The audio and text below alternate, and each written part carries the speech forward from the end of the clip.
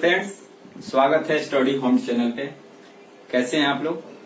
जैसा कि पिछले क्लास में हम नेशनल इनकम के बारे में पढ़े थे, आज उसी टॉपिक को आगे बढ़ाते हुए नेशनल इनकम का बेहतरीन तरीका क्या है उसके गणना करने का आज उसके बारे में पढ़ेंगे। जीडीपी के बारे में पढ़ेंगे, एनडीपी के बारे में पढ़ेंगे, जीएनपी और NNP. GDP, gross domestic product, इसको हिंदी में बोलेंगे सकल घरेलू उत्पाद। घरेलू का मतलब होगा देश के सीमा रेखा के अंदर, सीमा रेखा के अंदर, ठीक है। सकल का मतलब होता है पूरा। कहने का मतलब है कि एक वित्तीय वर्ष में भारत के सीमा रेखा के अंदर भारत के नागरिकों अथवा विदेश के नागरिकों के द्वारा कुल उत्पाद की आय को क्या कहते हैं? जीडीपी कहा जाता है, ठीक है। एक वित्तीय वर्ष में देश के सीमा रेखा के अंदर भारत के नागरिक अथवा विदेश के नागरिकों के द्वारा किए गए कुल उत्पाद को क्या कहते हैं? जीडीपी कहा जाता है। कहीं से कोई दिक्कत? कोई दिक्कत नहीं। आइए अगला है एनडीपी।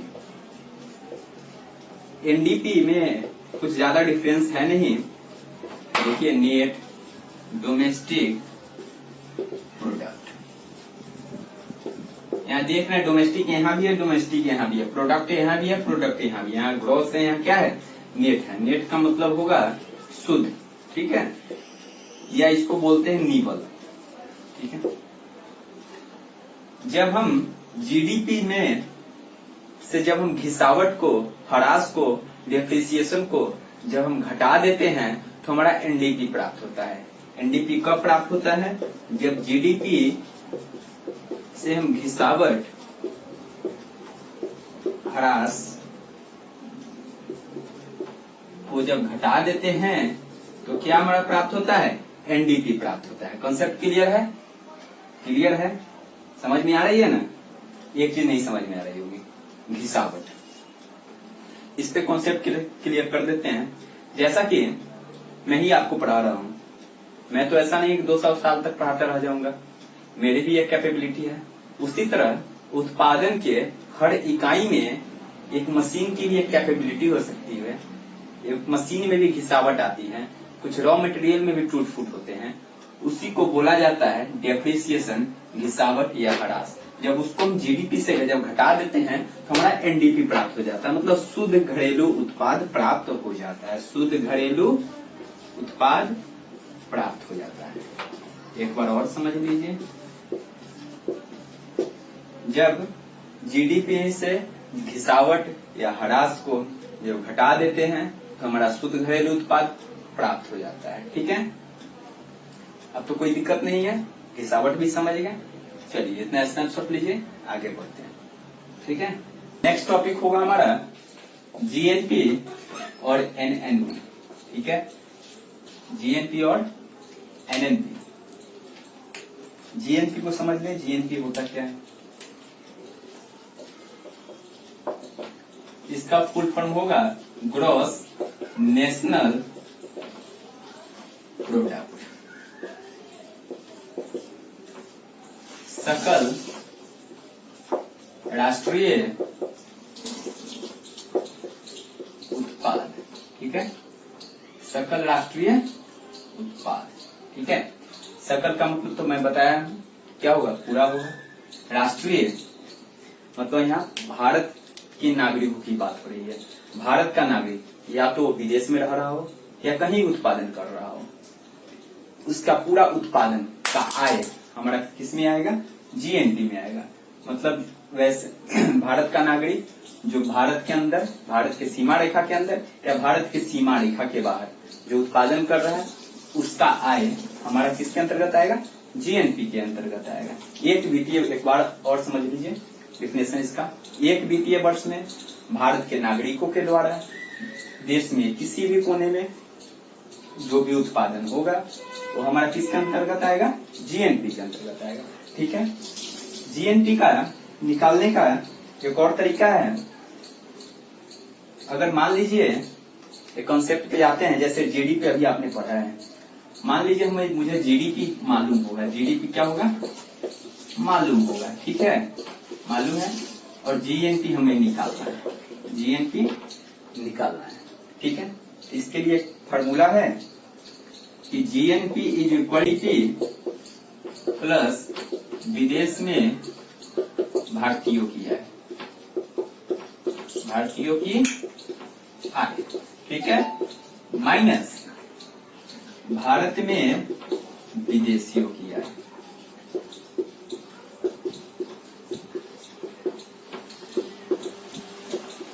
जब हम जीडीपी में भारत विदेश में भारतीयों की आय को जोड़ते हैं और भारत में विदेशियों की आय को जब घटाते हैं तो हमारा क्या प्राप्त हो जाता है, जीएनपी प्राप्त हो जाता है। मान लेते हैं कि विदेश में भारतीयों की आय को हम एक्स मान लेते हैं, ठीक है, और भारत में विदेशियों की आय को हम एम मान लेते हैं। ठीक है, तो जीएनपी इज इक्वल टू हो जाएगा GDP plus X minus M. ठीक है, ये हमारा फॉर्मूला निकल गया।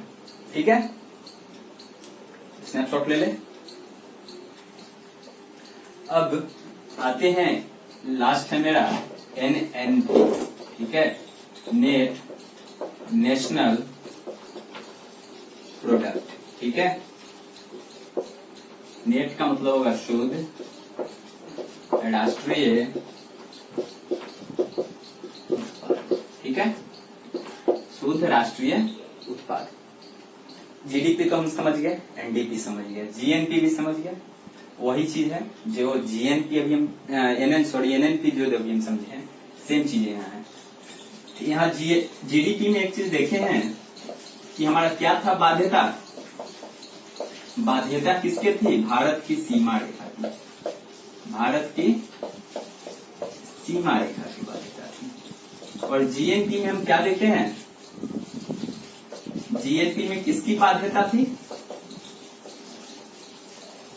भारतीयों का बाध्यता, ठीक ना। अब एनएनपी क्या होगा, तब जब जीएनपी में से हम जब घिसावट को घटा देते हैं तो हमारा एनएनपी प्राप्त हो जाता है। जीएनपी में से जब हम घिसावट को घटा देते हैं एनएनपी प्राप्त हो जाता है। एनएनपी निकालने का तरीका है, जीएनपी से जब हम घिसावट को घटा देते हैं या ह्रास लिख सकते हैं, इसको डेप्रिसिएशन लिख सकते हैं, जब घटा देते हैं तो हमारा क्या प्राप्त हो जाता है, एनएनपी। सबसे बेहतर तरीका एनएनपी निकालने का है कि एनएनपी एट फैक्टर कॉस्ट। ठीक है, एनएनपी एट फैक्टर कॉस्ट में दो इनकम है, दोनों इनकम पे अब आइए चर्चा करते हैं। सबसे बेहतर तरीका क्या है, नेशनल इनकम को निकालने का, एनएनपी एट फैक्टर कॉस्ट, मतलब एनएनपी को सबसे बेहतरीन तरीका माना गया है नेशनल इनकम निकालने का। और फैक्टर कॉस्ट देखते हैं, दो फैक्टर कॉस्ट है इसका, दोनों पे चर्चा करते हैं। पहला है सार्वजनिक आय, पब्लिक सेक्टर, और दूसरा है निजी आय, प्राइवेट सेक्टर। ठीक है, सार्वजनिक आय पब्लिक सेक्टर और निजी आय प्राइवेट सेक्टर, दोनों पे हम चर्चा करेंगे। ठीक है, दोनों इनकम के बारे में एक बार और समझ ले, जीडीपी और जीएनपी। जीडीपी में जो भारत के सीमा रेखा, एक वित्तीय वर्ष में भारत की सीमा रेखा के अंदर भारतीयों एवं विदेशियों के द्वारा जो उत्पादन होगा वो हमारा जीडीपी में आएगा। एनडीपी क्या होगा, जब जीडीपी में से जब घिसावट को जब घटा देते हैं, ह्रास को जब घटा देते हैं तो हमारा एनडीपी निकलता है। ठीक है, जीडीपी में एक बाध्यता थी कि भारत की सीमा रेखा की बाध्यता थी, मतलब कि सीमा रेखा के अंदर नहीं उत्पादन होगा। ठीक है। जीएनपी में क्या है कि लाभार्थियों की बाध्यता है, मतलब भारत के निवासी या वो विदेश में उत्पादन कर रहे हो या हमारे भारत में उत्पादन कर रहे हो, ठीक है, दोनों को विदेश में कर रहे हैं उनका भी और भारत में जो उत्पादन कर रहे हैं उनका भी, दोनों को इनकम को क्या किस में लाया जाएगा, जीएनपी में लाया जाएगा, ठीक है। एनएनपी क्या होता है, एनएनपी जब जीएनपी में से जब घिसावट को जब घटा लेते हैं तो हमारा एनएनपी निकलता है। सबसे अच्छा तरीका, बेहतरीन तरीका किसको माना गया है, एनएनपी को माना गया है नेशनल इनकम निकालने का, जिसको क्या बोलेंगे, एनएनपी एट फैक्टर कास्ट, ठीक है। इसमें दो आय है, सार्वजनिक आय और निजी आय, दो आय के बीच में इसको बांट दिया गया है फैक्टर कॉस्ट को। आइए सार्वजनिक आय के बारे में समझते हैं, निजी आय के बारे में समझते हैं, ठीक है। कहीं से कोई दिक्कत, चलिए स्नैपशॉट लीजिए। एनएनपी एट फैक्टर कास्ट में क्या पढ़ना है,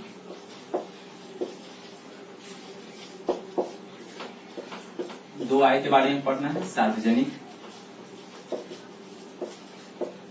आय और निजी आय। जैसा कि स्पष्ट है, सार्वजनिक का मतलब होता है क्या, पब्लिक सेक्टर।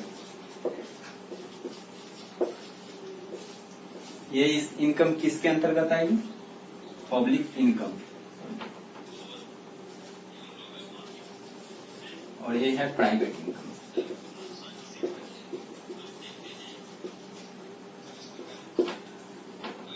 गवर्नमेंट के द्वारा एक वित्तीय वर्ष में, अच्छा एक वित्तीय वर्ष में इसके बारे में समझ लीजिए, बार बार सुन रहे हैं एक वित्तीय वर्ष, एक वित्तीय वर्ष होता क्या है। एक वित्तीय वर्ष एक नेशनल इनकम मापने का एक तरीका है जिसमें एक वित्तीय वर्ष को लाया गया। एक वित्तीय वर्ष में एक मंथ आते हैं, कौन से मंथ आते हैं, तो अप्रैल से मार्च तक एक वित्तीय वर्ष में आते हैं, ठीक है। सार्वजनिक आय में क्या है, तो गवर्नमेंट के द्वारा जो भी इनकम हो रहा है, या वो बैंकिंग सेक्टर हो या परिवहन हो या रेलवे हो या विदेश से लिया गया लोन हो, टोटल इनकम हमारा किसके अंतर्गत आएगा, सार्वजनिक आय, पब्लिक सेक्टर इनकम के अंतर्गत आएगा। निजी आय का मतलब होता है प्राइवेट इनकम, मतलब कि प्राइवेट कंपनी के द्वारा जो भी उत्पादन हो रहा है, कुल उत्पादन हमारा किसके अंतर्गत आएगा, निजी आय, प्राइवेट इनकम के अंतर्गत आएगा। डिफिनेशन से क्लियर है, इसमें ज्यादा कुछ आएगा नहीं, सिर्फ डेफिनेशन दिया रहेगा, हमको पता करना है। उसमें ऑप्शन में रहेगा सार्वजनिक आय, निजी आय, व्यय योग्य आय, नन ऑफ दीज, या कोई और आय दे देगा, उसमें टिक लगाना है, हम तो लगा लेंगे, डेफिनेशन मालूम रहेगा तो। चलिए, प्राइवेट सार्वजनिक आय में क्या आएगा, गवर्नमेंट के द्वारा होगा इनकम के द्वारा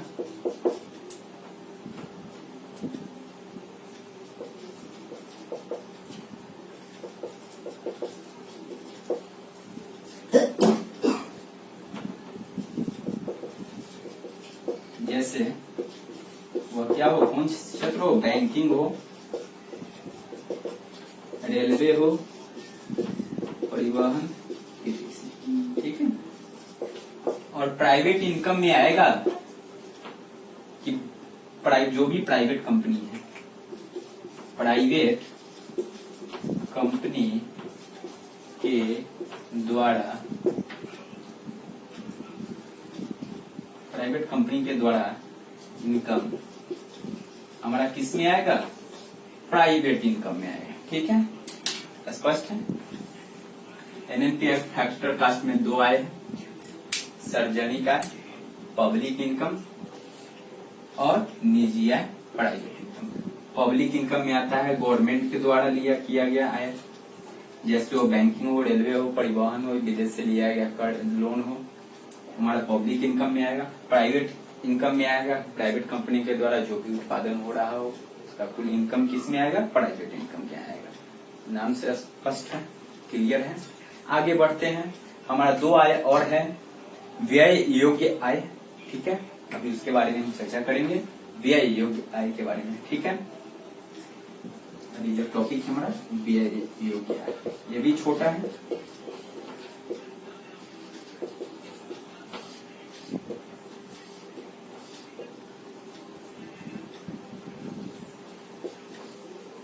इतना स्नैपशॉट ले ले, आगे व्यय योग्य आय के बारे में अभी भी समझाते हैं आपको। ठीक है, अभी पढ़ना है क्या, व्यय योग्य आय, जिसको हिंदी में इंग्लिश में बोलेंगे डिस्पोजेबल इनकम। क्या बोलेंगे, डिस्पोजेबल इनकम। डिस्पोजेबल इनकम होता है कि एक वर्ष में अपने आय का प्रत्यक्ष कर अदायगी के बाद जो शेष राशि बचता है वो हमारा व्यय योग्य आय कहलाता है। ठीक है, मतलब कहने का मतलब है कि मान लीजिए एक व्यक्ति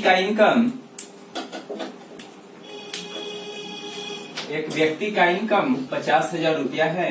ठीक है, वो मान लीजिए 10,000 रुपया रेंट पे खर्च करता है। ठीक है, 10,000 रुपया घर की खर्च। ठीक है, 10,000 रुपया वह बचत करता है। ठीक है, 10,000 रुपया वह कार की EMI देता है। ठीक है, और 10,000 रुपया वह पर्सनल खर्च करता है। तो हम समझ लेते हैं कि जो 10,000 रुपया है पर्सनल खर्च वही हमारा व्यय योग्य आय है। जी नहीं, ऐसा नहीं है। गवर्नमेंट का एक रूल है कि जिसका वार्षिक 5 लाख से अधिक होगा वह 10% टैक्स अदा करेगा।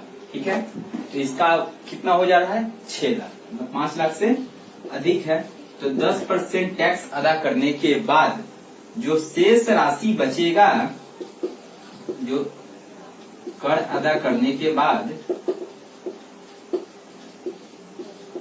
जो शेष राशि बचेगा वो हमारा क्या कहलाएगा, disposable income.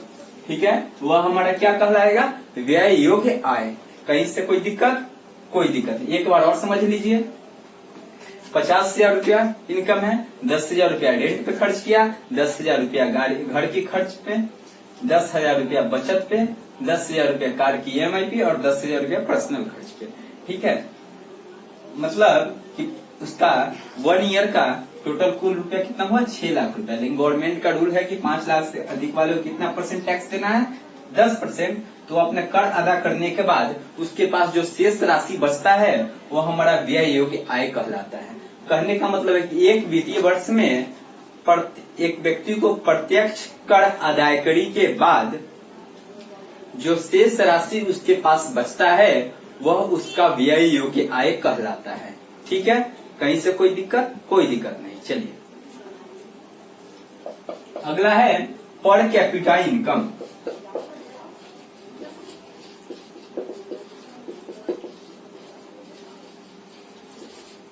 Per capita income,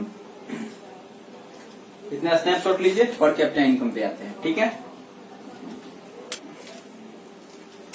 अगला है पीआई का फुल फॉर्म होगा पर कैपिटा इनकम। जैसा कि पिछले वीडियो में भी पर कैपिटा बार बार प्रति व्यक्ति है, बार बार सुन रहे होंगे, नहीं अगर समझे तो पिछला वीडियो एक बार देख लीजिए। पर कैपिटा इनकम का मतलब होता है कि जब राष्ट्रीय आय को भारत की जनसंख्या से जब डिवाइड करते हैं, भाग देते हैं, तो हमारा पर कैपिटा इनकम निकलता है, मतलब प्रति व्यक्ति आय निकलता है। ठीक है, मतलब कि PI is equal to national income by population of India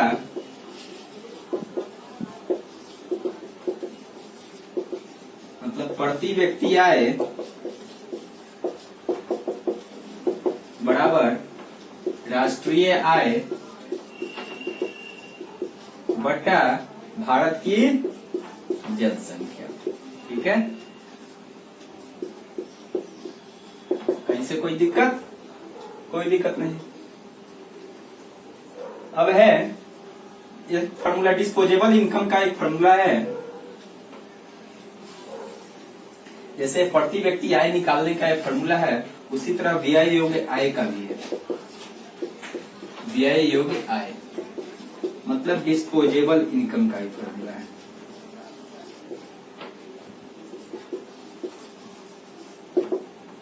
yearly income minus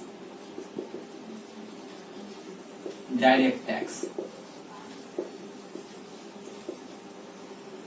मतलब वार्षिक आय माइनस प्रत्यक्ष कर,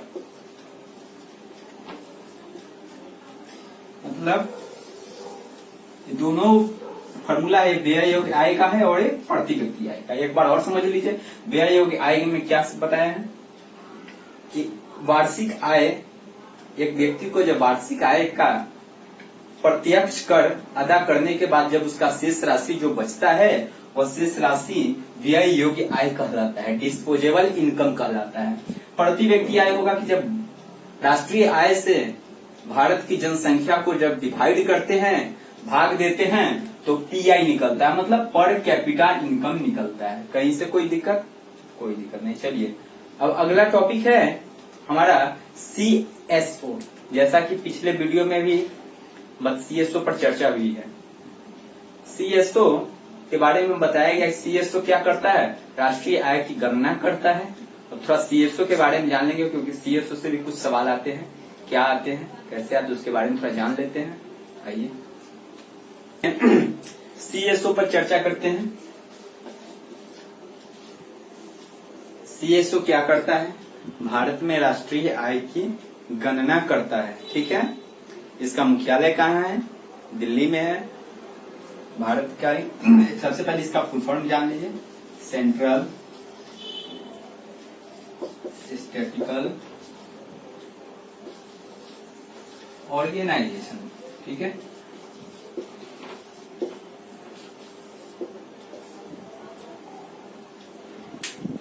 इसका गठन कब हुआ, स्थापना कब हुआ, 2 मई 1951, ठीक है, स्थापना है इसका, ठीक। इसका मुख्यालय कहाँ है, दिल्ली में है।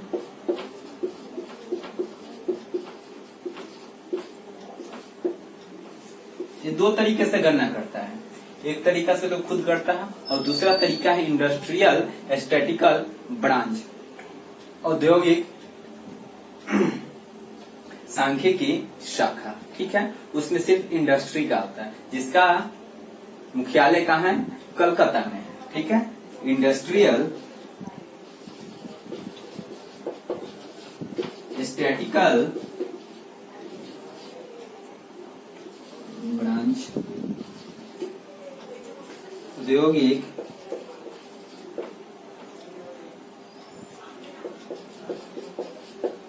सांख्यिकी शाखा, ठीक है। इसका कहाँ है, कलकत्ता में, ठीक है। कहाँ है, कलकत्ता में। यह 3 काम करता है, इंडस्ट्रियल स्टैटिस्टिकल ब्रांच 3 काम करता है। क्या क्या करता है, सबसे पहले कलेक्शन करता है, उसके बाद कैलकुलेशन करता है और उसके बाद एडिशन करता है। इसको पब्लिशिंग भी बोल सकते हैं, ठीक है। पहले गणना करता है, पहले जमा करता है, उसके बाद गणना करता है, उसके बाद प्रकाशन करता है। और जो ये प्रकाशन करता है, ये अपना एक बुक जारी करता है। कौन जारी करता है, सीएसओ, जिसका नाम है, उस बुक का नाम है, इसके द्वारा एक बुक जारी होता है, उस बुक का नाम है NAS, नेशनल ऑडिट स्टैटिस्टिक्स।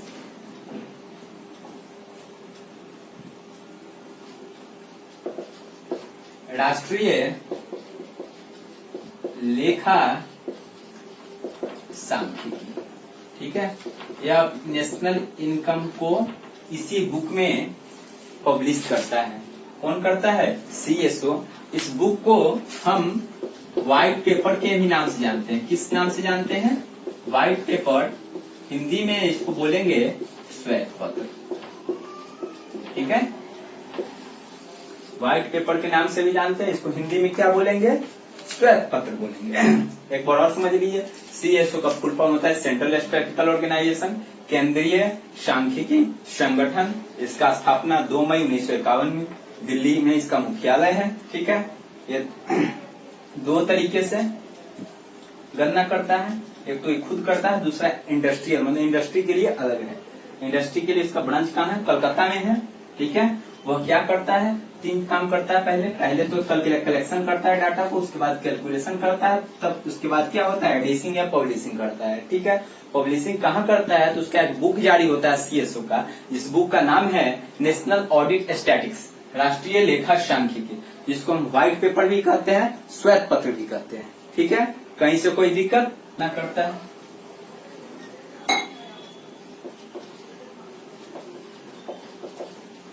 पहला था पब्लिशिंग, जिसके बारे में पढ़ लिए, और एक होता है उसका बेस ईयर। ठीक है, बेस ईयर। उस बेस ईयर को इतना ही जानना है कि बेस ईयर कब से कब तक है? तो 2004 से 2005 तक बेस ईयर फिक्स किया गया। तो बेस ईयर कब फिक्स किया गया?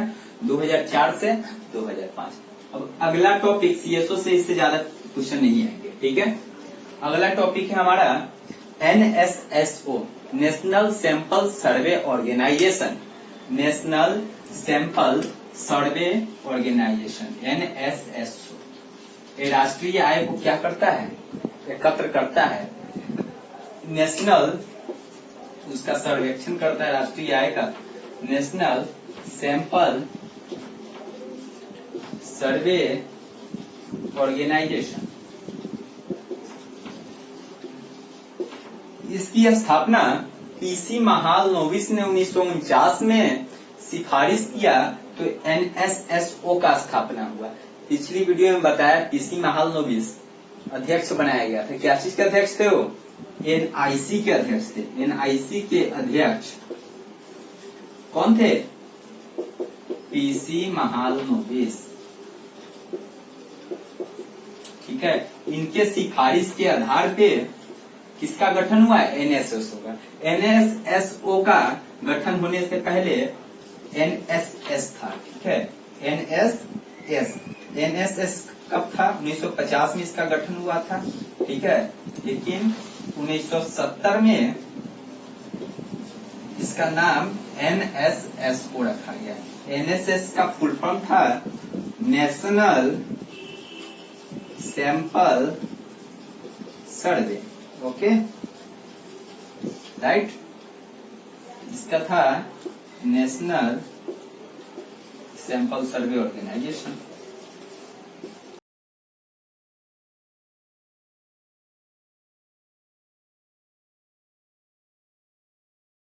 सिफारिश पे हुआ था PC महालनोबिस के सिफारिश पे। PC महालनोबिस ने सिफारिश 1949 में किया। 1949 में क्या किया? इन्होंने सिफारिश किया। ठीक है, कि एक संगठन ऐसा होना चाहिए जो राष्ट्रीय आय का आंकड़ा एकत्र करे। ठीक है, तो NSS का स्थापना हुआ 1950 में, और ठीक 20 साल बाद उसका नाम चेंज कर दिया गया और NSSO हो गया, नेशनल सैंपल सर्वे ऑर्गेनाइजेशन कर दिया गया। कहीं से कोई दिक्कत नहीं होगा, कोई दिक्कत नहीं। चलिए इसकी स्नैपशॉट लीजिए, इतना एक बार और समझा देते हैं, समझ लीजिए। NSSO, national sample survey organisation, NIC के अध्यक्ष PC महालनोबिस ने 1949 में सिफारिश किया, तो NSS का गठन हुआ। 1950 में NSS का गठन हुआ, और 1970 में NSSO का नाम बदल दिया गया। NSS से NSSO नाम दिया गया, नाम बदला गया। ओके, कहीं से कोई दिक्कत नहीं दिक्कत है। अब अगला हम पढ़ेंगे नेक्स्ट क्लास में योजना आयोग। योजना आयोग इसको इंग्लिश में बोलेंगे प्लानिंग कमीशन।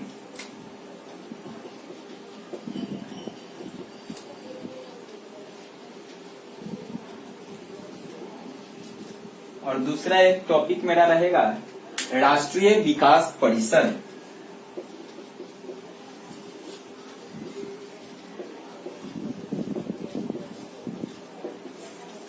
जिसका नाम है नेशनल डेवलपमेंट काउंसिल।